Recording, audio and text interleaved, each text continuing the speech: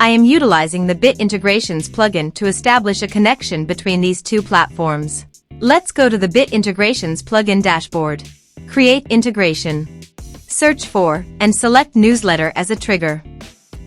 Now choose a form or a task name. Click the Fetch button. Next, go to your form page. Fill out the form and submit it.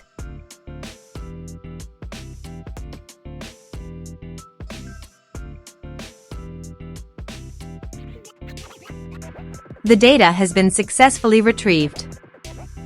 Set action. Search and select an action. Zoho Campaigns.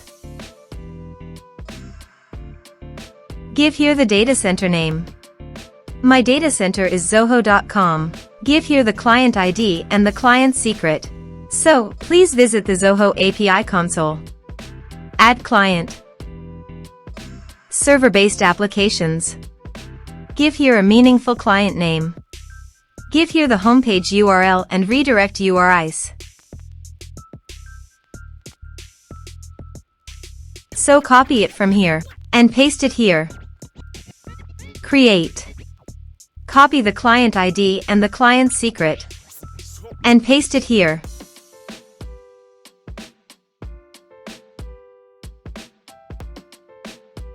Authorize it. Accept it. Authorization is successfully done. Now click on Next.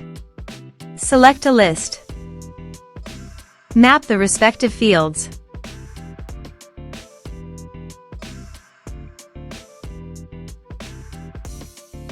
Here are advanced features in conditional logic.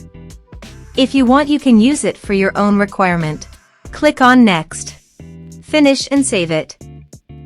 Let's submit a form.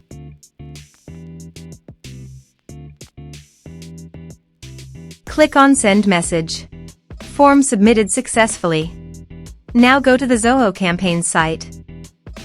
And you can see the data came successfully in the Zoho Campaigns. Thanks for watching.